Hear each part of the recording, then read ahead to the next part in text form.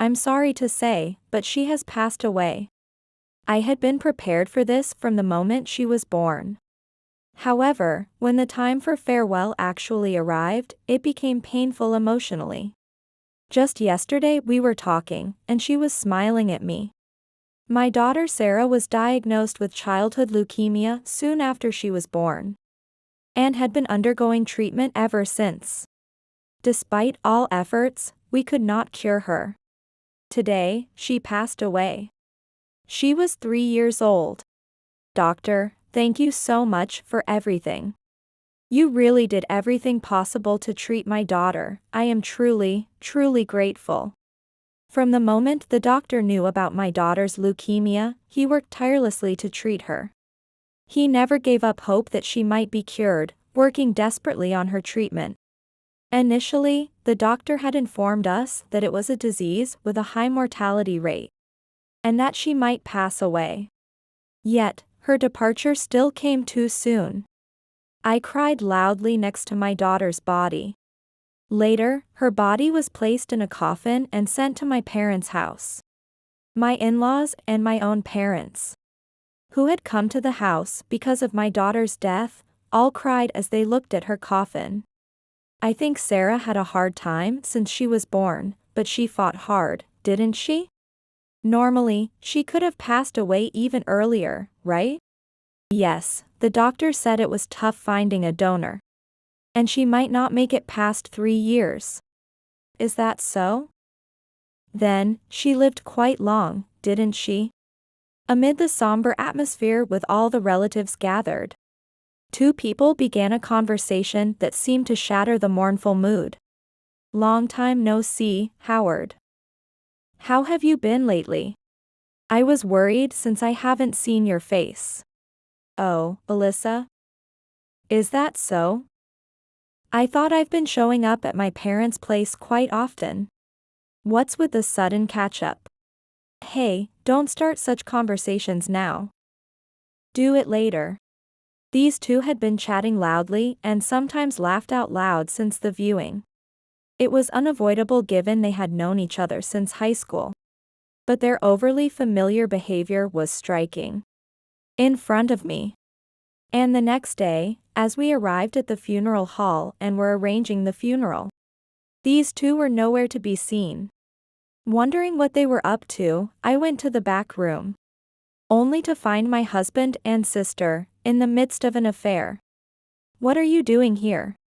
On the day of my daughter's funeral, to think they were engaging in such an act, my anger surged. I quietly entered the room and locked the door with both of their clothes in hand. Should I throw these clothes away? Driven by rage, I threw their clothes out of a nearby window. It was raining heavily outside. Even if the clothes were found, they'd be too soiled to wear. Serves you right. Thinking this, I called my parents and in-laws to the front of the room to expose what was happening.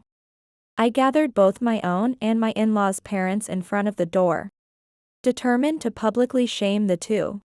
My name is Candace, and I have a twin sister. My sister and I were close, always playing together from childhood, and we shared similar thoughts. However, my sister was more amiable and charming, often more popular in class. We have the same face. So why is there such a difference in how much we're liked? I wonder why. It's about whether you have charm or not. You're often quite unfriendly, aren't you? Like Dad. My sister said this, but was it really true? Indeed, I am not good at communication and struggle to talk to people, whereas my sister can chat easily with others. She smiles a lot, has a good demeanor, and indeed fits the type that would be popular. But I couldn't help feeling there was another reason why she was so liked. But you know what? You're actually liked more than me, Candace. What do you mean? I don't know, but that's what all the guys say when they break up with me. They say they prefer Candace. What's that supposed to mean? Indeed, my sister was popular. Initially liked by everyone, she quickly made friends and started relationships. But they never lasted long. At the end of each relationship, they would say they preferred me. Apparently due to my sister's bad personality. Why does Alyssa always have to play pranks like that? It's unfair to Candace. Apologize. As children, I was more adored by our grandparents, which seemed to upset her. And she would often make me cry by hitting or tripping me. As we entered middle school, my sister suddenly became popular.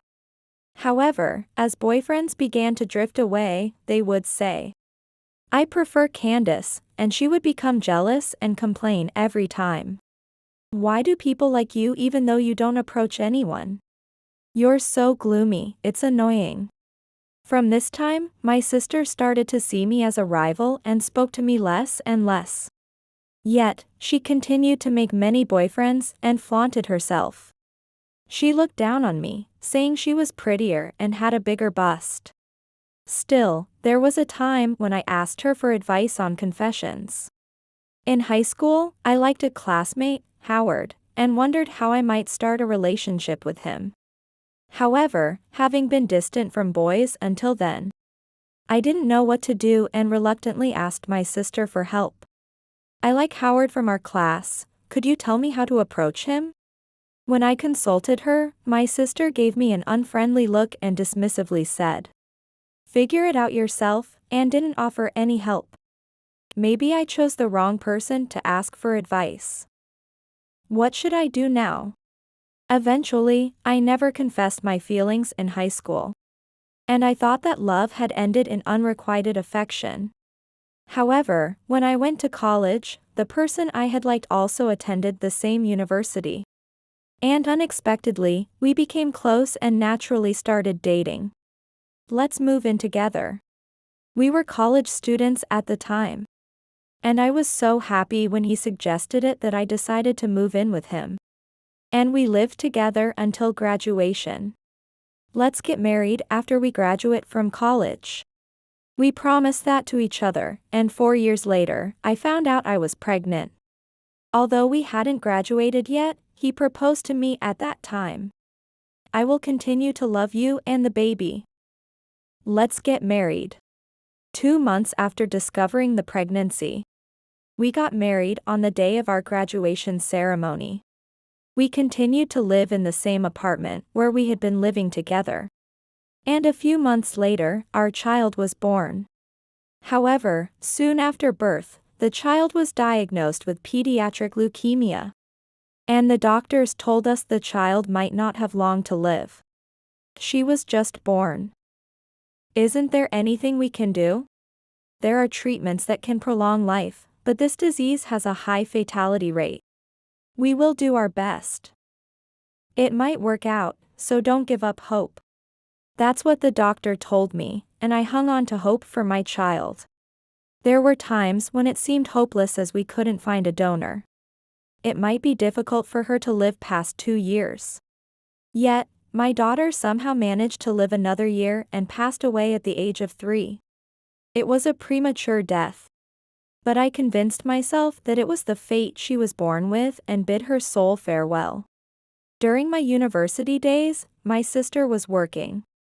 Ever since Howard and I started living together in college, my sister began visiting our home frequently. "Long time no see, Howard. How have you been?" "Oh, I thought you were Candace." "It's been a long time, Alyssa."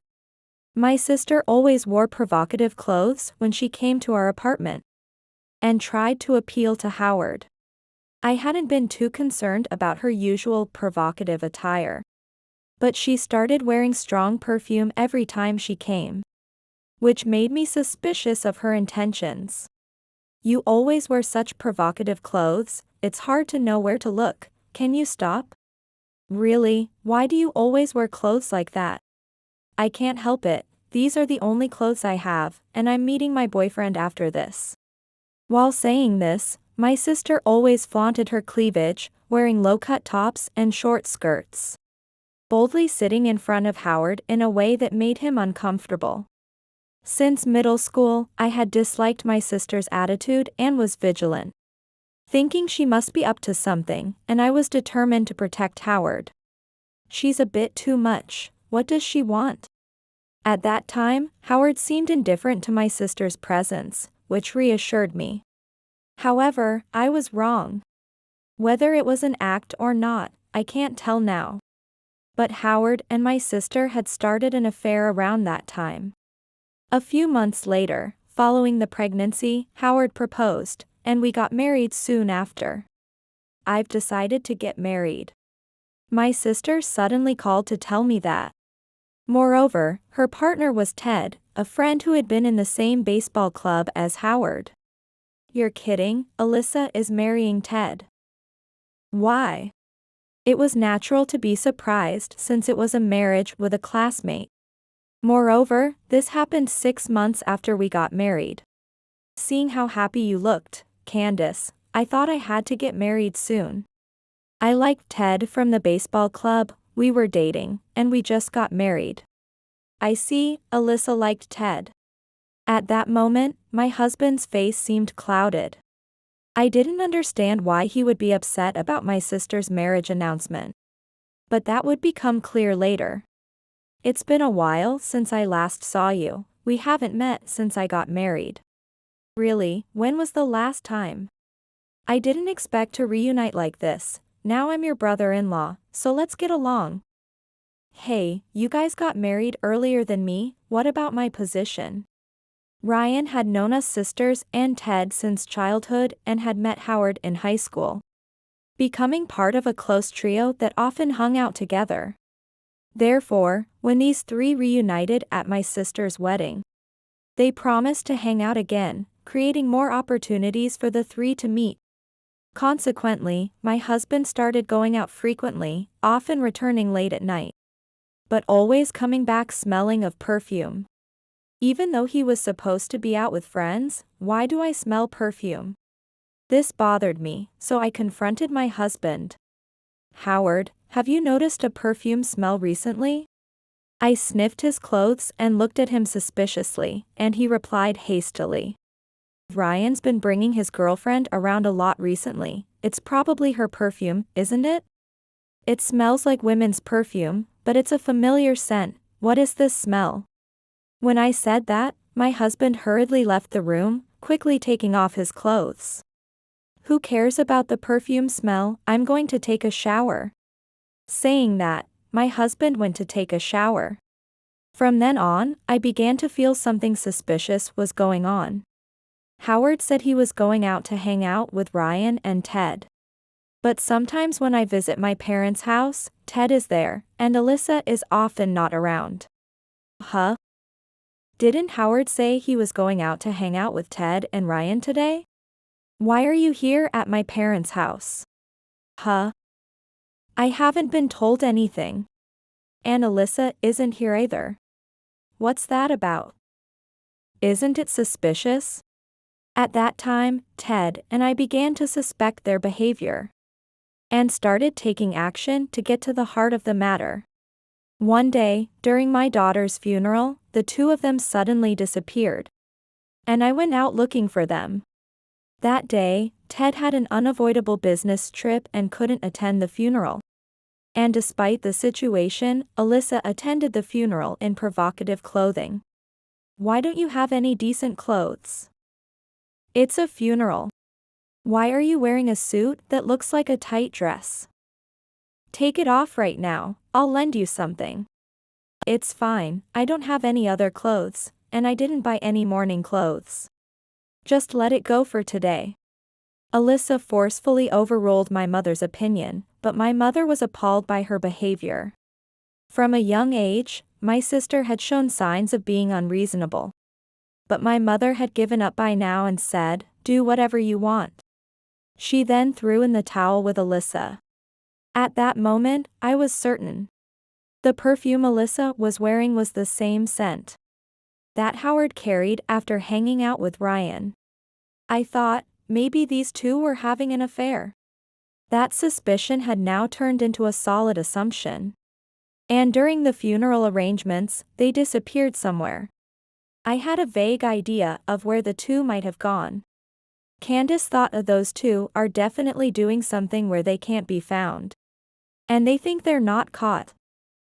I'll definitely find them and confront them. I went to the men's restroom and another back room on the second floor.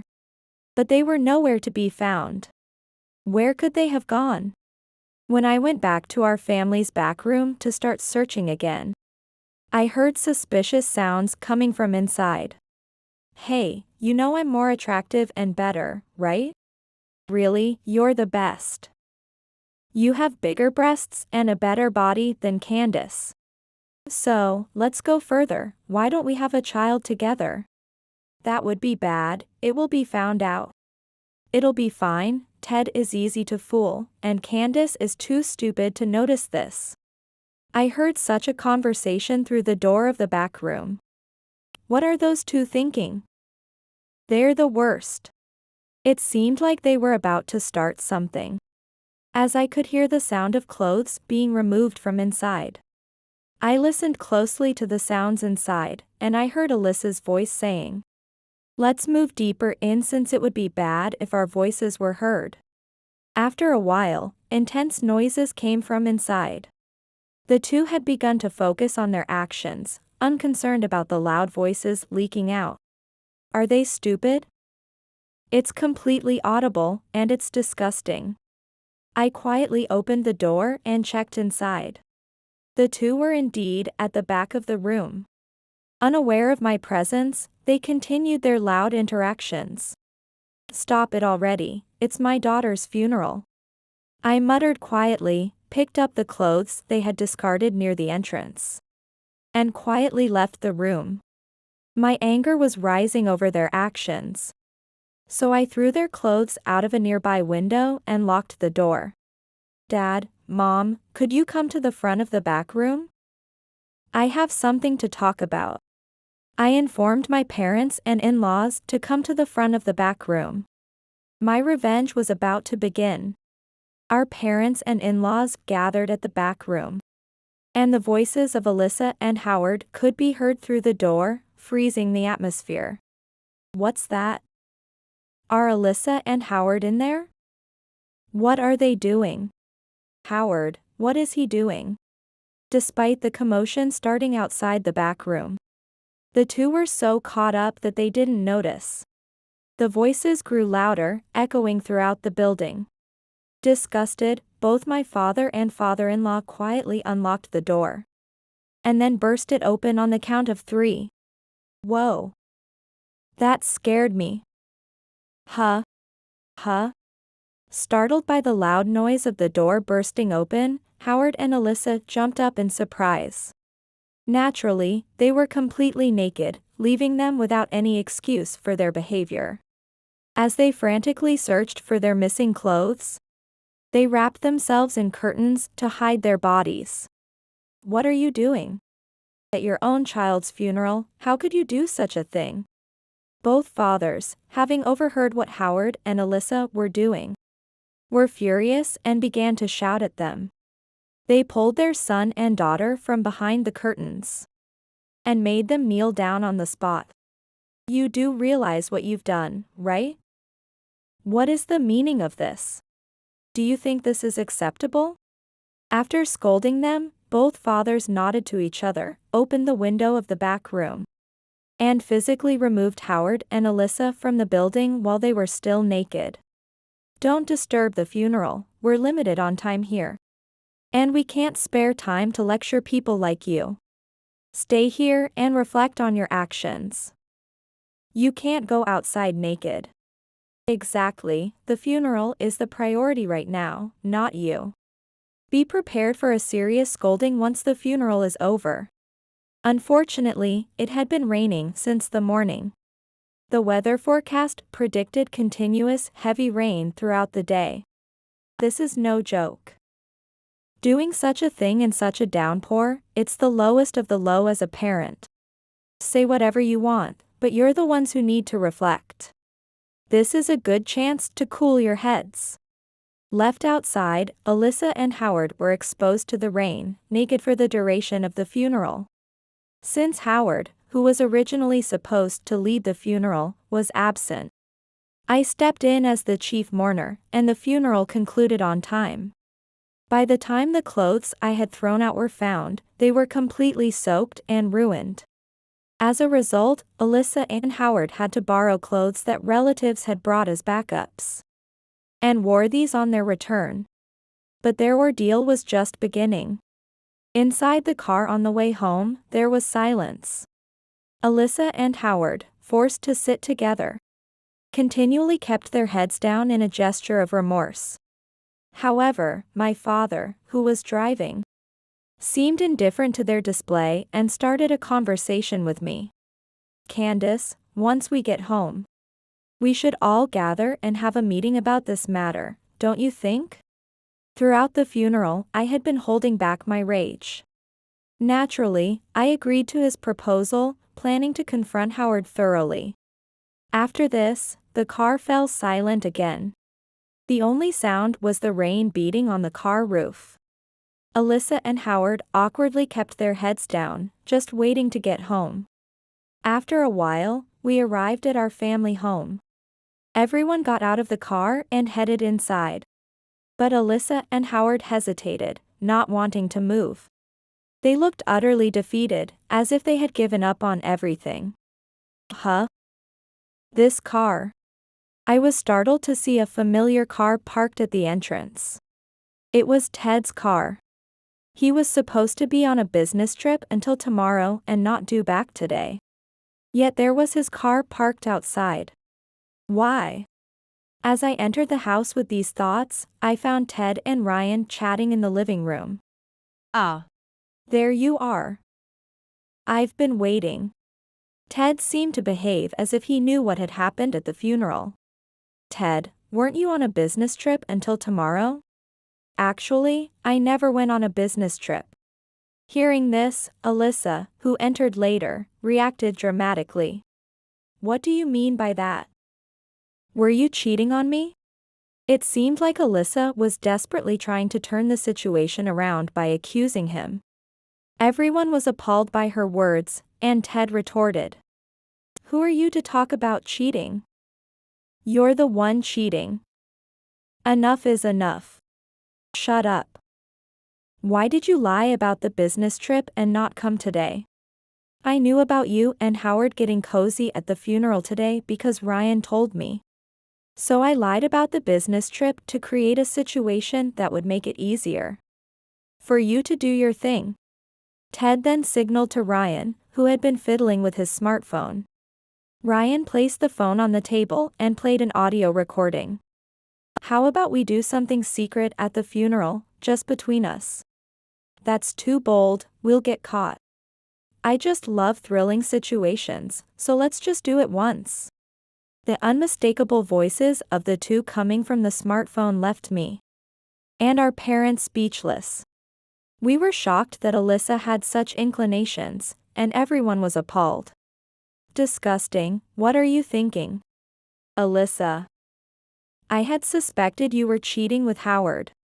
Alyssa's been like this since middle school." "I know because I've been dealing with her since then. She's always been getting involved with various guys because she thinks she's cute. She enjoys thrilling situations and doing it in weird places. And she was always hated by everyone afterward. I've been hearing stories like this about her for a long time." As Ryan spoke, Ted stood up, approached Alyssa, pulled a piece of paper from his pocket, and thrust it forcefully at her chest. "We're getting a divorce. I've been gathering evidence with Ryan ever since I suspected your actions. To think you were just using me." Then Ted reached into his pocket again, pulled out another document, and handed it to me. "Candace, you should divorce him too. I'm disappointed in both of them. The more I investigated, the more faults I found. There's no love in them." The document he handed me was a real divorce application. I had been aware of Howard's infidelity, but I hadn't thought about divorce until then. Faced with the actual divorce papers, I felt mixed emotions. But as I thought about Alyssa and Howard's affair, my anger resurfaced. And the word divorce clearly formed in my mind. maybe divorce really is the best option. For someone who neglects their child for their own desires, they're not a parent at all. At that moment, something inside me snapped. I thought you were a good person at first. But I absolutely despise someone who doesn't love their child. I want a divorce. Like Ted, I slammed the divorce papers against my husband's chest and declared our divorce. Why? It was just a moment of weakness. It's not like it was a real affair. Stop making excuses. I have plenty of evidence, photos, audio, videos. You hurt Candace, who means a lot to me. You're no friend of mine. Ryan then threw photos of the two of them during their secret meetings onto the table in front of us.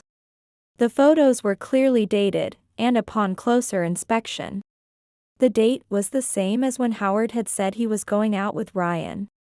As I looked at the photos, Ryan started playing a video, revealing that they had met in unbelievable places. What's most unbelievable is Alyssa's audacity. You boldly met up at home and didn't get caught. And you were even meeting at Howard's parents' house.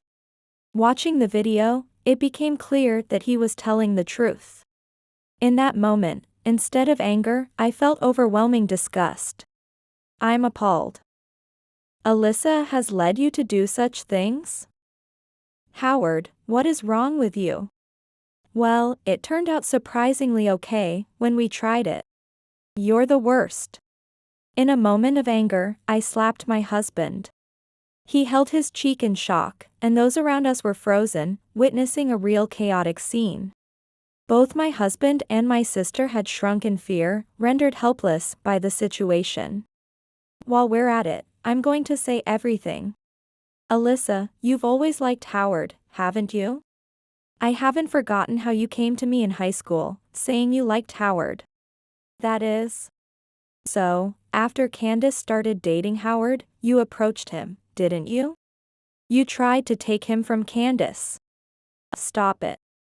Moreover, you used Ted, who you liked second best, as a tool. Dating and even marrying him. You were actually aiming for Howard. Stop it, I said. It's the truth, right? I heard it all from your friends. Enough already. Unable to endure Ryan's words any longer, my sister lunged at him to shut him up. But my brother-in-law restrained her.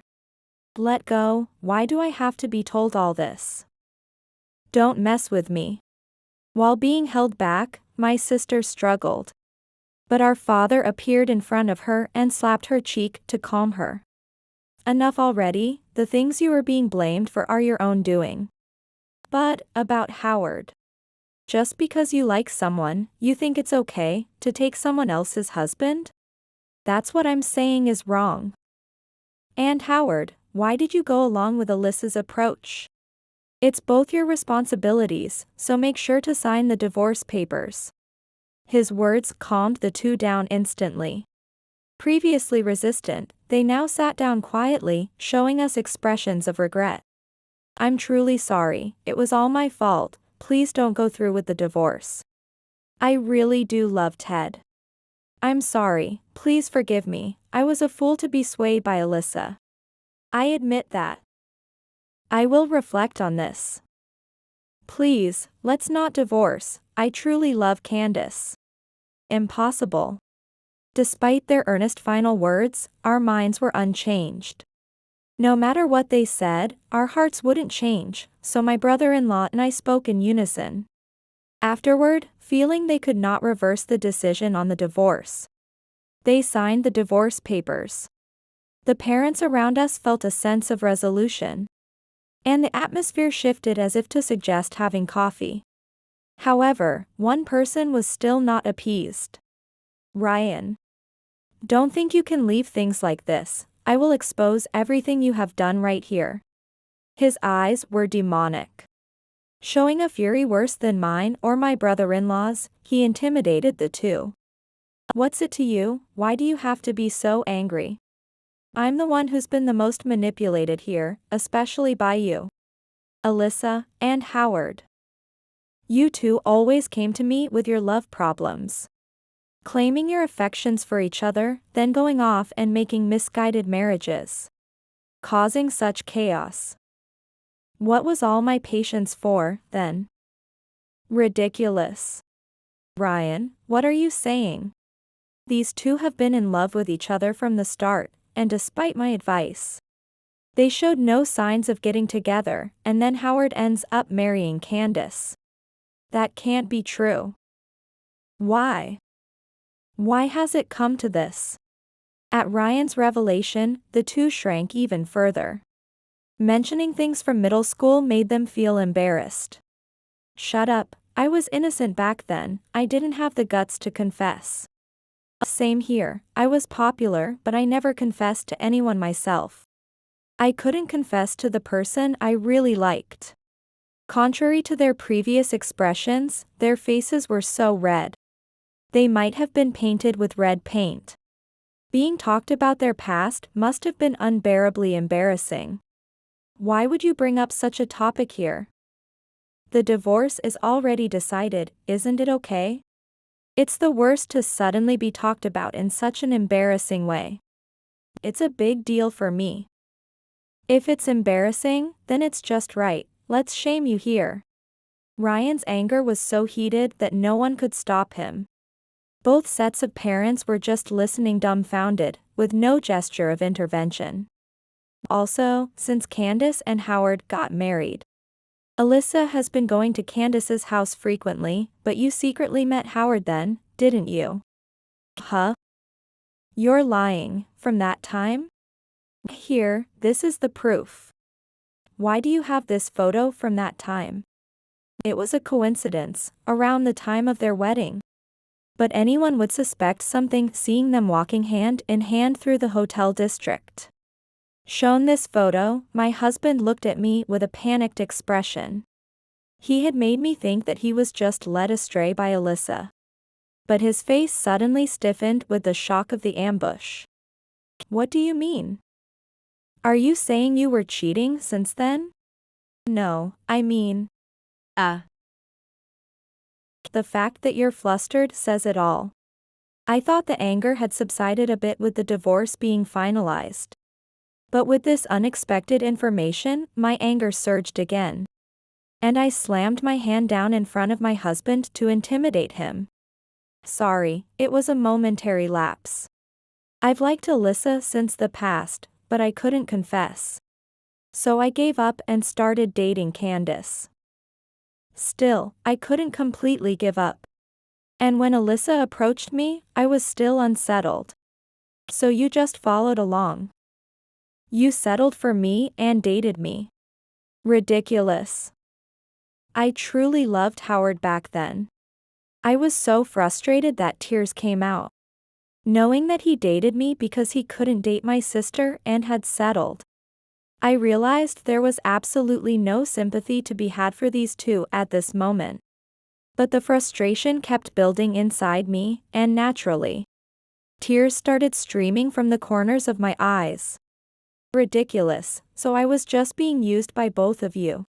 Why did you make me have a child? Give me back my child's life, it's all your fault, idiot.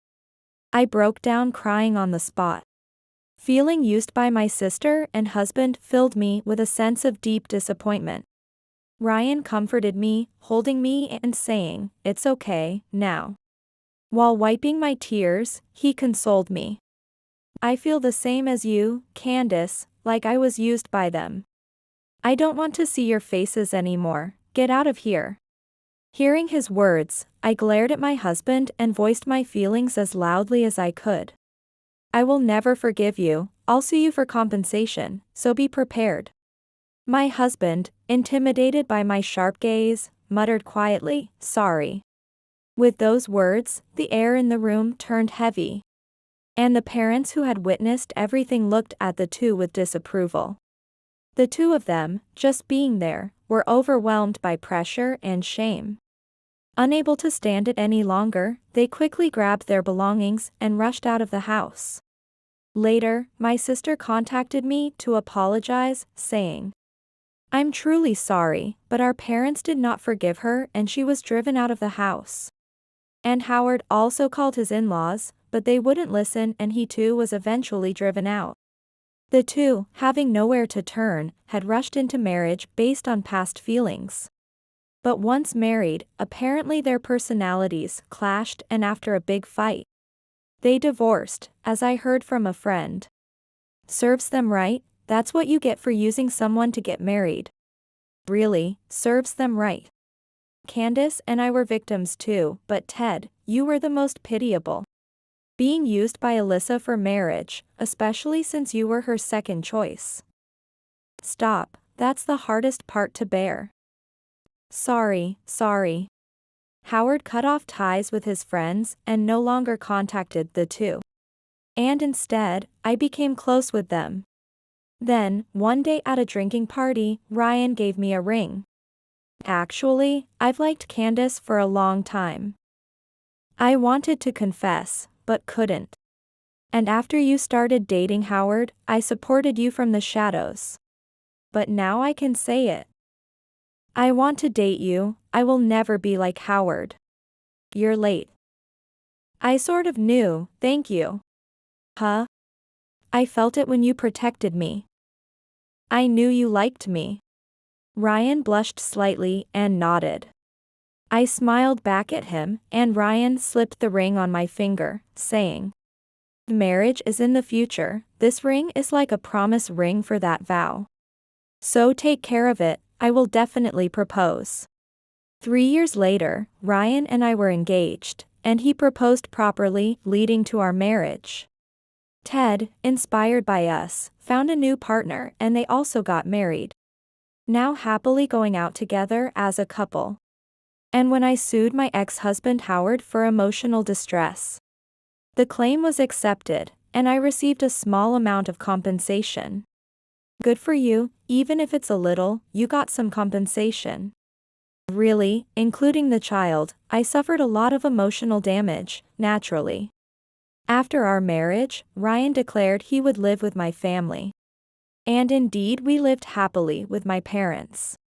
Reflecting now, I can't imagine that my ex-husband could have lived this close with my parents.